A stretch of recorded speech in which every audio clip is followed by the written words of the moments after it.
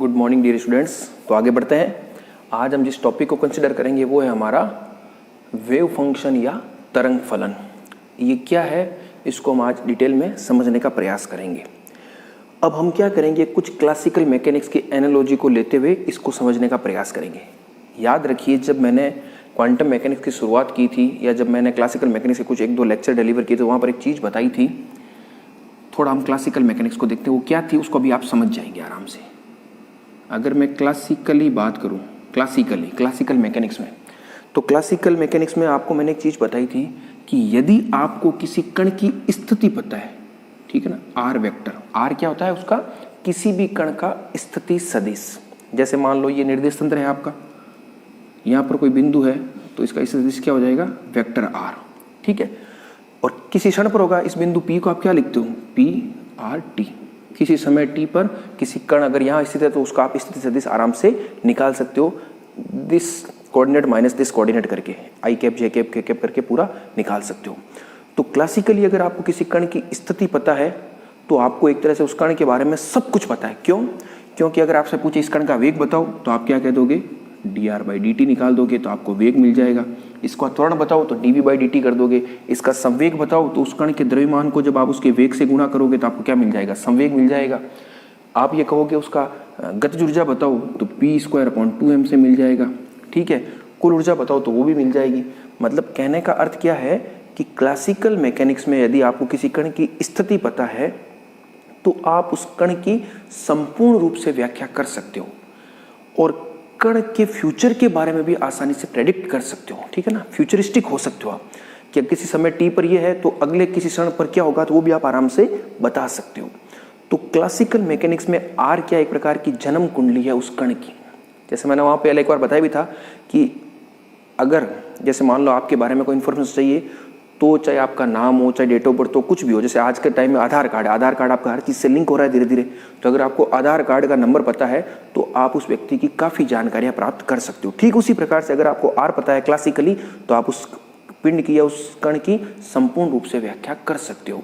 लेकिन quantum mechanics में ऐसा नहीं होता है, क्योंकि क्वांटम मैकेनिक्स में आपको पता है हाइजेनबर्ग का अनसर्टेनिटी प्रिंसिपल लगता है और वहाँ पर हम लोगों ने एक चीज़ समझी थी कि वहाँ सर्टेनिटी नहीं होती है। जैसे आप सिंपली बात कर लीजिए मोमेंटम की और पोजीशन की, यानी स्थिति और संवेग की भी बात करते हो तो उनमें भी क्या होता है, एक अनिश्चितता का एक संबंध होता है। यानी यहाँ पर तो अगर किसी कण की स्थिति आर पता है तो उसका संवेग भी आप एग्जैक्टली बता सकते हो, लेकिन वहाँ पर ऐसा नहीं होता है। क्वांटम मैकेनिक्स में ऐसा इसलिए नहीं होता है क्योंकि वहाँ पर क्या होता है, पार्टिकल का वेव कैरेक्टर होता है और वेव कैरेक्टर किस प्रकार से अनसर्टेनिटी डेवलप करता है वो मैंने सारे डायग्राम बना करके आपको बताए थे बहुत इजीली तरीके से। किस प्रकार से लैम्डा अगर सर्टेन होगा या लैम्डा में अनसर्टेनिटी कम होगी तो मोमेंटम में सर्टेनिटी बढ़ जाएगी, ठीक है। तो क्वांटम मैकेनिक्स में आप इस प्रकार के सर्टेनिटी के आधार पर नहीं बता सकते हो। तो अब क्वांटम मैकेनिक्स में होगा क्या, अब तरंग फलन कहाँ से आया, तरंग फलन कहाँ से आया उसको भी आप समझिए। तरंग फलन हम क्यों पढ़ रहे हैं, तरंग फलन क्या है। अब वापस वही क्लासिकल का एग्जांपल लेता हूँ। क्लासिकल मैकेनिक्स में आप एक समीकरण जानते हो, F=ma, न्यूटन गति का द्वितीय नियम है एक प्रकार का ये, ठीक है। अब आप इसको किसी के लिए भी सॉल्व कर सकते हो, ठीक है ना। F=ma है, जैसे मान लो आपने कोई इस प्रकार का एक टॉपिक हम लोग पढ़ते हैं कि मान लो ये स्प्रिंग है, यहाँ पर कोई द्रव्यमान जुड़ा हुआ है, इसको अगर आप थोड़ा सा खींच करके छोड़ते हो तो क्या होता है, एक प्रकार की ऑसिलेशन होता है, सिंपल हार्मोनिक ऑसिलेशन। उसके लिए आपके एक समीकरण निकल करके आती है, इसके लिए F क्या होता है, -kx होता है। तो यहाँ से अगर मैं इन दोनों को मिलाऊं तो क्या समीकरण बनेगी, a को मैं लिख सकता हूँ d2x/dt2 -kx। यहाँ से एक समीकरण बन जाएगी d2x/dt2 + k/m x=0। इस k/m को जनरली हम ओमेगा नॉट लिखते हैं, ठीक है ना, ओमेगा नॉट स्क्वायर लिख देते हैं और x=0। ये क्या है, सेकंड ऑर्डर डिफरेंशियल इक्वेशन है। जब आप इसको सॉल्व करोगे तो आपको क्या मिलेगा, x का कुछ मान मिलेगा, जो भी मिलेगा हमें अभी उससे मतलब नहीं है। यानी इस समीकरण को सॉल्व करने से आपको क्या मिलेगा, x का मान मिलेगा। एक समीकरण को आपने सॉल्व किया है और वो समीकरण आई कहाँ से है, क्लासिकल मैकेनिक्स के जो मूलभूत सिद्धांत है, न्यूटन के सिद्धांत, वहां से निकल करके आई है। और एक बार अगर आपको x पता चल गया तो वापस वही इस पूरे सिस्टम के लिए आप संवेग, ऊर्जा, संवेग कुछ भी निकाल सकते हो। तो उसी प्रकार से क्वांटम मैकेनिक्स में, जैसे क्लासिकल मैकेनिक्स में आपकी ये द्वितीय कोटि के अवकल समीकरण आप हल करके ये मान निकाल रहे हो, उसी प्रकार से क्वांटम मैकेनिक्स में भी आप क्या करोगे, एक सेकंड ऑर्डर डिफरेंशियल इक्वेशन होती है जिसको आप जानते हो, वो कौन सी है, श्रोडिंजर इक्वेशन। वो क्या इक्वेशन आपकी, I(h × del psi/del t is equal to minus h cross upon 2m del two psi upon del x square plus v psi. मैं वन डायमेंशन की बात कर रहा हूँ। तो जैसे ही आप इसको सॉल्व करोगे तो आपको क्या मिल जाएगा, साई मिल जाएगा एट एक्स और एट टी, किसी समय किसी पर्टिकुलर पोजीशन एक्स पर और किसी पर्टिकुलर टाइम टी पर। तो ये साई मिल जाएगा आपको। तो जिस प्रकार से क्लासिकल मैकेनिक्स में आर का बहुत बड़ा रोल है, आर या एक्स का, यानी अगर आप क्लासिकल मैकेनिक्स में अगर आपको एक दफा किसी कण की स्थिति पता चल जाए तो आप उस कण की संपूर्ण रूप से व्याख्या कर सकते हो, ठीक उसी प्रकार क्वांटम मैकेनिक्स में अगर आपको किसी कण का या जो भी सिस्टम है क्वांटम मैकेनिकल सिस्टम, उसका अगर आपको तरंग फलन पता चल जाए तो आप उस कण की या उस पिंड की या उस निकाय की संपूर्ण रूप से व्याख्या कर सकते हो। तो लास्ट में कंक्लूजन लाइन आपकी क्या लिखोगे आप, कि क्वांटम यांत्रिकी के अंतर्गत तरंग फलन एक वह भौतिक राशि है जिसकी सहायता से हम उस क्वांटम यांत्रिकी निकाय की संपूर्ण रूप से व्याख्या कर सकते हैं। ठीक है, तो by using the wave function we can explain the quantum mechanical system completely. ठीक है, तो इसलिए अब देखो ये एक तरह से जन्म कुंडली है क्वांटम मैकेनिकल सिस्टम की। यहाँ आर था, यहाँ पर साई एक्स टी है, तो अब सारा काम आपका साई एक्स टी में ही चलेगा। ठीक है, तो ये आप तरंग फलन का एक सामान्य अर्थ समझ गए। अब इसको हम थोड़ा और आगे बढ़ाते हैं। किस प्रकार से हम आगे बढ़ाते हैं इसको आप समझिए।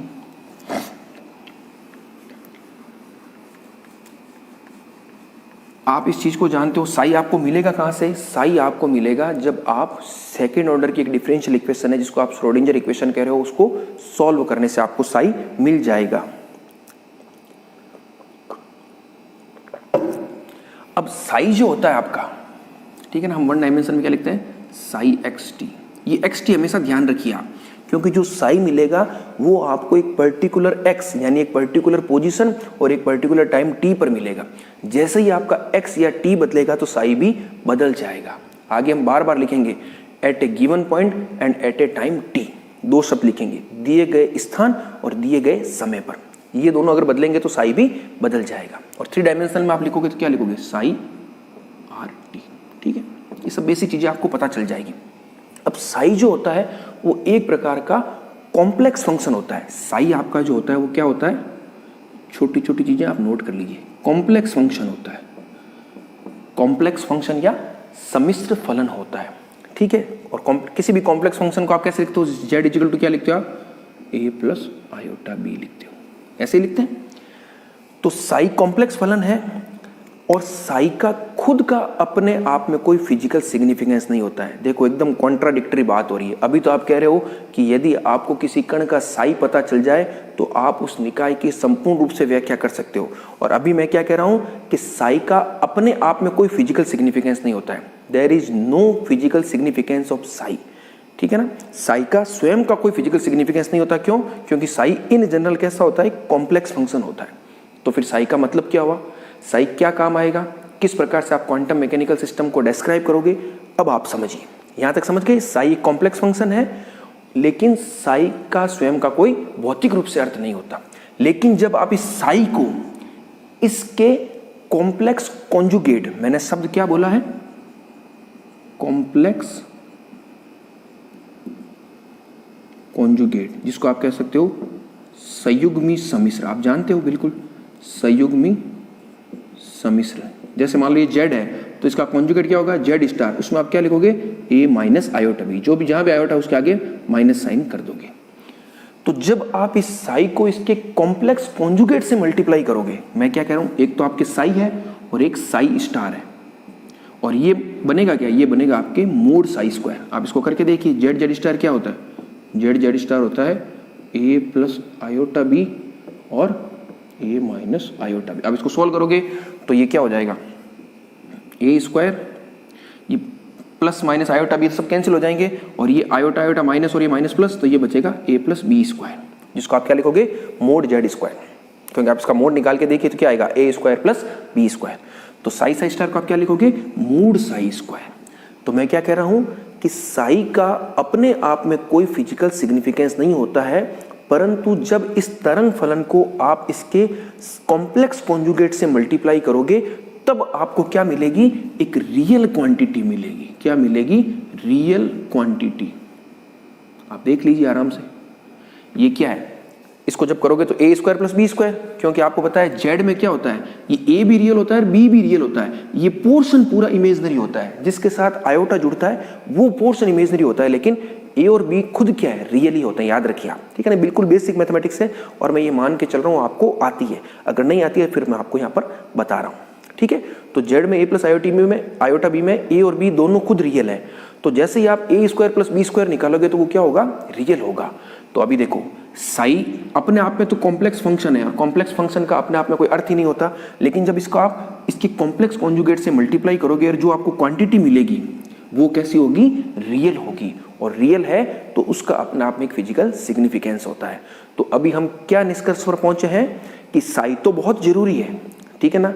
साई मतलब क्या होता है, किसी भी क्वांटम मैकेनिकल सिस्टम को डिस्क्राइब करने के लिए मस्ट है, और साई मिलेगा कहां से, जब आप श्रोडिंगर इक्वेशन को सॉल्व करोगे। फिर आगे हमने क्या कह दिया कि साई जो होता है इन जनरल एक कॉम्प्लेक्स फंक्शन होता है, इस वजह से इसका अपने आप में कोई भौतिक अर्थ नहीं होता है, there is no physical significance of psi individually, ठीक है ना। But if we multiply with its complex conjugate then we get a real quantity which have physical significance, अर्थात जब हम तरंग फलन को उसके संयुग्मी सम्मिश्र से गुणा करते हैं तो हमें एक वास्तविक राशि प्राप्त होती है जिसका अपने आप में एक भौतिक अर्थ होता है। तो अब हमारा अगला काम क्या होगा, अब हमारा अगला काम होगा कि जो आपको साई स्क्वायर मिला है इसका क्या भौतिक अर्थ है, और साई स्क्वायर मिलेगा कहां से, पहले तो आपको साई चाहिए तभी आपको साई स्क्वायर मिलेगा, इसलिए साई इंपॉर्टेंट है। इंडिविजुअली साई का कोई अर्थ नहीं है, लेकिन साई स्क्वायर का बहुत सारा अर्थ है, एक तरह से साई स्क्वायर आपको सब कुछ जानकारी प्रदान कर देगा। तो अब हम अगला टॉपिक क्या देखेंगे इसी के अंतर्गत, physical significance of Sai square, उसको आप आराम से नोट कीजिए। तो अब देखिए हम लोगों ने क्या देख लिया, हम लोग पहुंच गए मोड साई स्क्वायर तक, ठीक है। अब इसका हम क्या देखेंगे, physical significance of mode psi square. हमने ये तो देख लिया कि साई का अपने आप में कोई भौतिक अर्थ नहीं है, भौतिक अर्थ आपको किसका मिलेगा, मोड साई स्क्वायर का मिलेगा। तो ये मोड साई स्क्वायर क्या रिप्रेजेंट कर रहा है या इसका क्या मतलब है, उसको सबसे पहले एक वैज्ञानिक थे, फिजिसिस्ट या साइंटिस्ट थे, मैक्स बॉर्न, वेरी इंपॉर्टेंट है, ठीक है ना।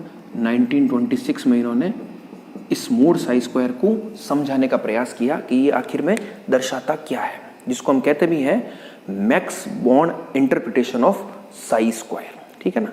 साई स्क्वायर की मैक्स बॉर्न द्वारा समझाई गई अवधारणा, एक लाइन में समझाया था बिल्कुल, और ये आपके ऑब्जेक्टिव में पूछा भी जाता है।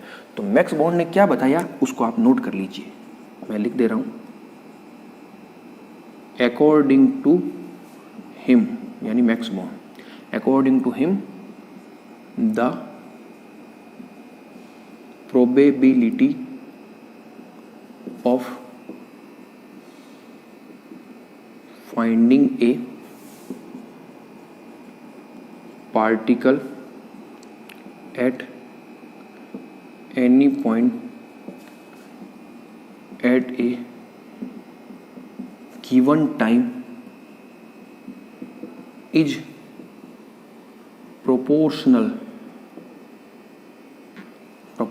to साई स्टार, या इसको आप क्या लिख सकते हो, मोड साई स्क्वायर। अभी मैं बताऊंगा क्या ये, आपको बिल्कुल घबराने की आवश्यकता नहीं है, कंप्लीटली मैं एक्सप्लेन करूंगा, ठीक है ना। इसको आप हिंदी में भी लिख सकते हो। मैक्स बॉर्न के अनुसार किसी दिए गए बिंदु और किसी दिए गए समय पर कण के पाए जाने की प्रायिकता को मोड साई स्क्वायर दर्शाता है, आप लिख सकते हो वैसे ही। चलो मैं लिख ही देता हूँ ताकि क्या है कोई कन्फ्यूजन नहीं हो। कई बार ये रहता है कि आपने इंग्लिश में लिख दिया हिंदी में, तो आप बिल्कुल, और घबराने की आवश्यकता नहीं है, language is not a barrier, ठीक है ना। चीज़ समझ में आनी चाहिए, मैं दोनों ही लैंग्वेज में समझाऊंगा और प्रयास करूंगा, जहाँ लिखना होगा वहाँ मैं लिख भी दूंगा। मैक्स बॉर्न के अनुसार मोड साई स्क्वायर किसी दिए गए स्थान और किसी समय t पर कण के पाए जाने की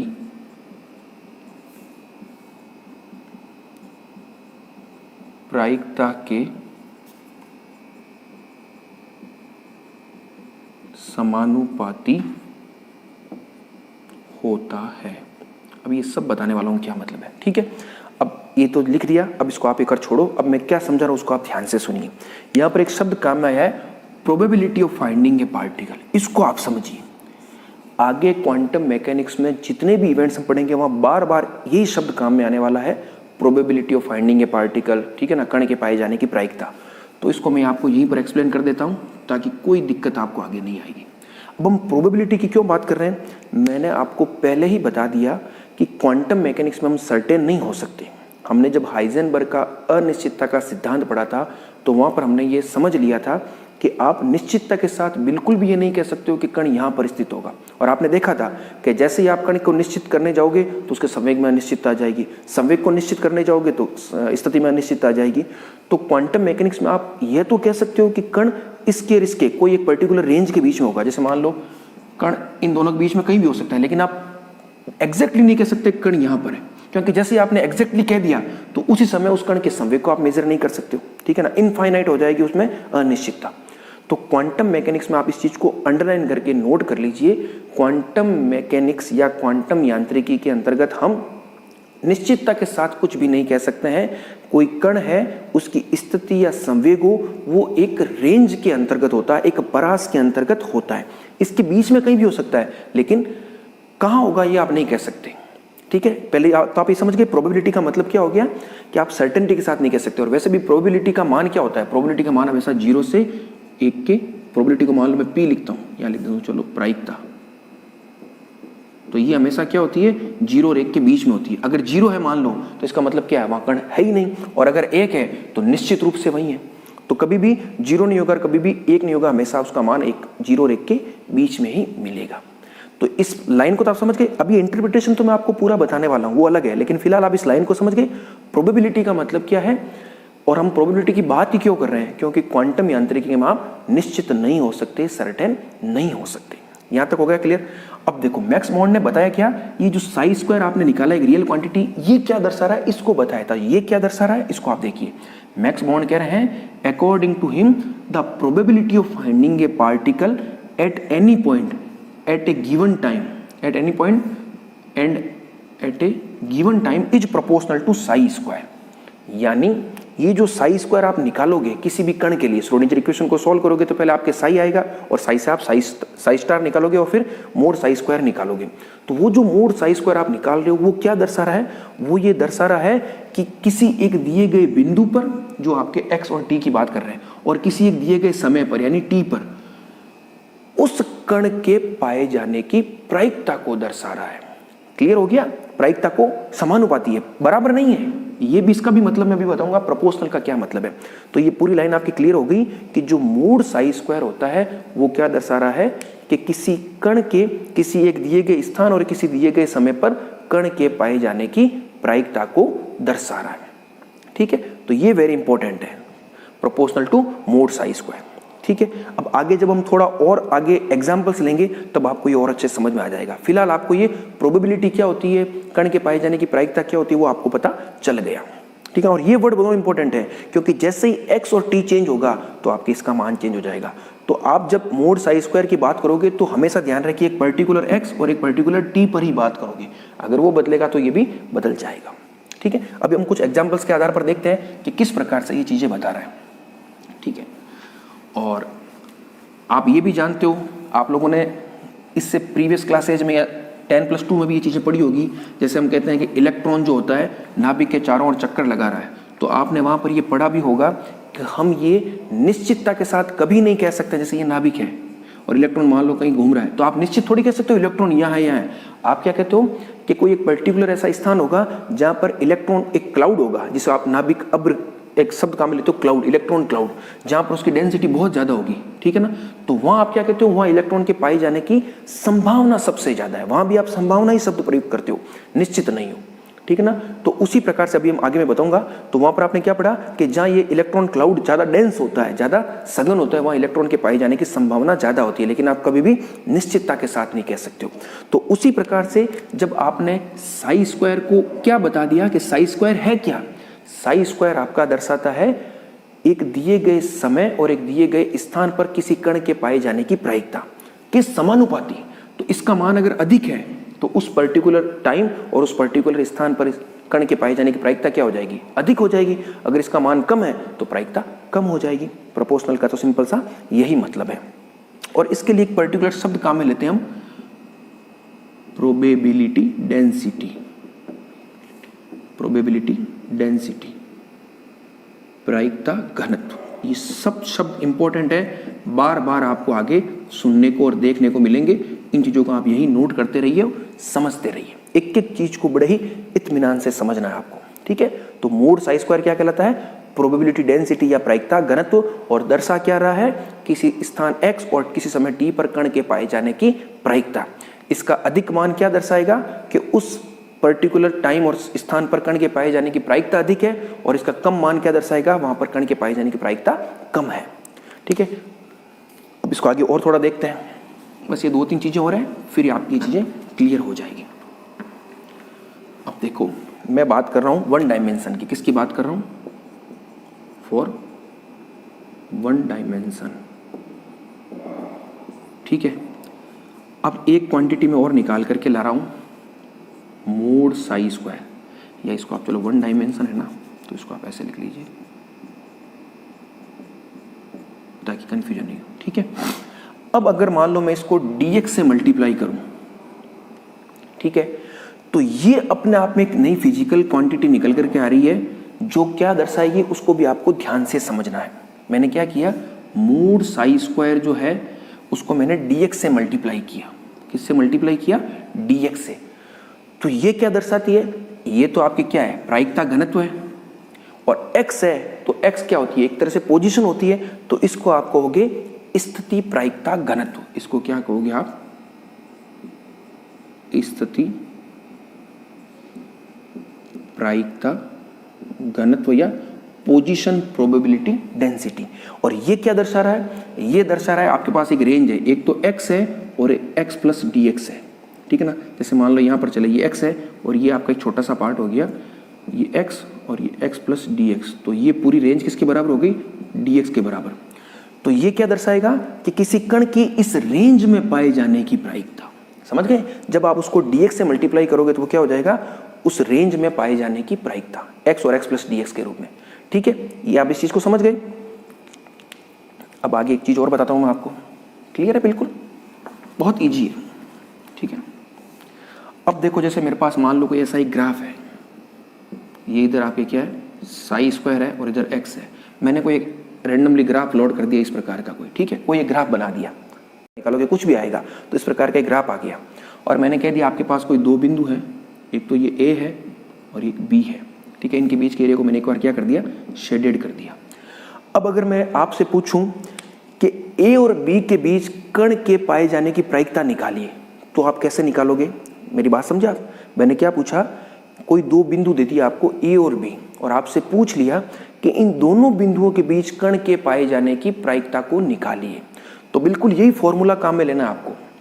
अब आप क्या करोगे, integration of A to B mod psi x t का स्क्वायर dx, क्योंकि ये पर्टिकुलर राशि तो आपको क्या दर्शा रही है, केवल dx अंतराल में, यानी इसका एक छोटा सा भाग मान लो आपने dx ले लिया, उसमें तो ये दर्शा रही है। अब आपको तो a और b के बीच में चाहिए, तो सिंपल से तरीका आप क्या कर दोगे, उसका पूरा इंटीग्रेशन कर दोगे। तो ये जो पूरी क्वांटिटी है आपकी, integration of a to b mod psi square dx, ये आपको क्या दर्शाएगी कि a और b के बीच कण के पाए जाने की प्रायिकता को दर्शाएगी। मेरे हिसाब से आपको ये पूरा क्लियर हो गया होगा। फिर हम कुछ न्यूमेरिकल्स करेंगे तो आपको अच्छे से समझ में आ जाएगा। आप बहुत ध्यान से समझिए, ये 3-4 चीजें आ रही है। देखो, मोड साई स्क्वायर क्या है, मोड साई स्क्वायर dx क्या है, ठीक है ना।